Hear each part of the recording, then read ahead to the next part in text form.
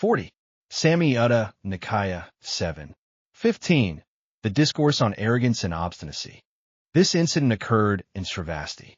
At that time, there was a Brahmin named Arrogance and Obstinacy living in Sravasti. He did not pay respects to his mother, nor to his father, nor to his teacher, nor to his elder brother. At that time, the world-honored one was surrounded by a large crowd, teaching the Dharma.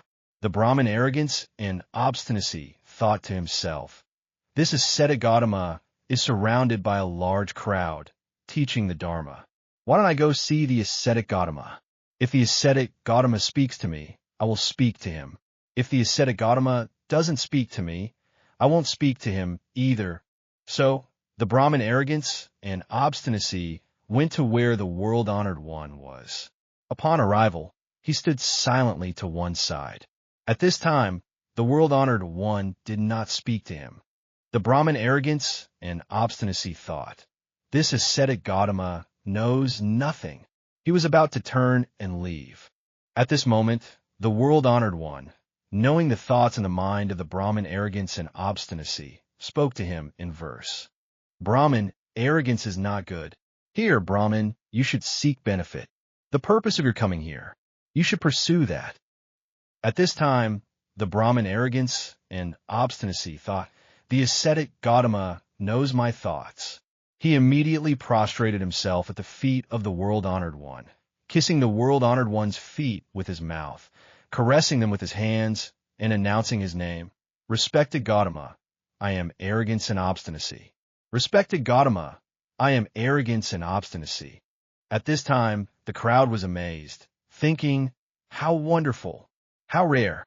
This Brahmin Arrogance and Obstinacy who doesn't pay respects to his mother, nor to his father, nor to his teacher, nor to his elder brother, is now showing such extreme reverence to the ascetic Gautama."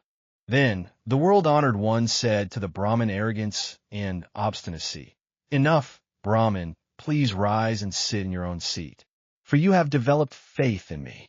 Then the Brahmin Arrogance and Obstinacy sat in his own seat and spoke to the world-honored one in verse. "Towards whom should one not be arrogant? Whom should one respect? Whom should one revere? Whom should one serve well?"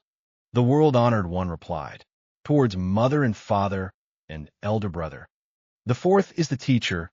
Towards them one should not be arrogant. One should respect them. One should revere them. One should serve them well. Towards the arhats, who are peaceful, who have completed their tasks, who are free from afflictions, putting down arrogance, not being obstinate, one should pay homage to these unsurpassed ones." After hearing this, the Brahmin Arrogance and Obstinacy said to the world-honored one, "Wonderful, respected Gautama, please accept me as a lay disciple from this day forward, taking refuge for life." This discourse profoundly illustrates the harm of arrogance and the importance of humility, while also demonstrating the Buddha's wisdom and ability to teach. Let us analyze this story in depth. 1. The Brahmin Arrogance and Obstinacy. His name itself suggests his character. His disrespect for parents, teachers, and elder brother reflects his extreme self-centeredness and disregard for traditional values. Such behavior was highly inappropriate in the society of that time, showing the extent of his arrogance. 2. The Brahmin's mental activity. His thoughts when deciding to see the Buddha reflect his conceit and sense of equality. He considered himself on par with the Buddha, thinking he could treat the Buddha the same way. This mindset stems from his arrogance, preventing him from correctly recognizing himself and others. 3. The Buddha's wisdom. The Buddha did not immediately speak to the Brahmin, but waited for the right moment. When the Brahmin was about to leave, the Buddha used verses to expose his arrogance.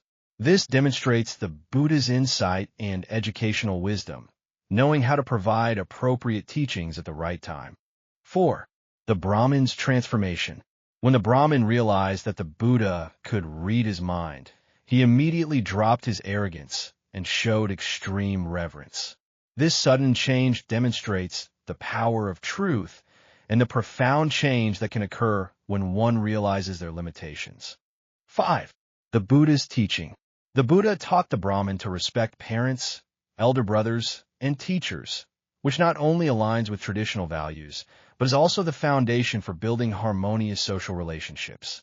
Additionally, the Buddha emphasized respect for arhats, reflecting Buddhism's emphasis on spiritual achievement. 6. Profound insights. This story provides us with several profound insights. 1.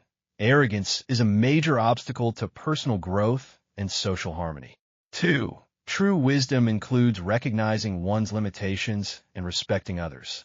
3. Transformation is possible, even for the most arrogant individuals. 4.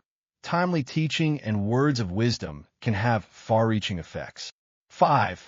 Respecting traditional values and spiritual achievements is important for both individuals and society. This story inspires us to reflect. Are we also showing arrogance in some aspects?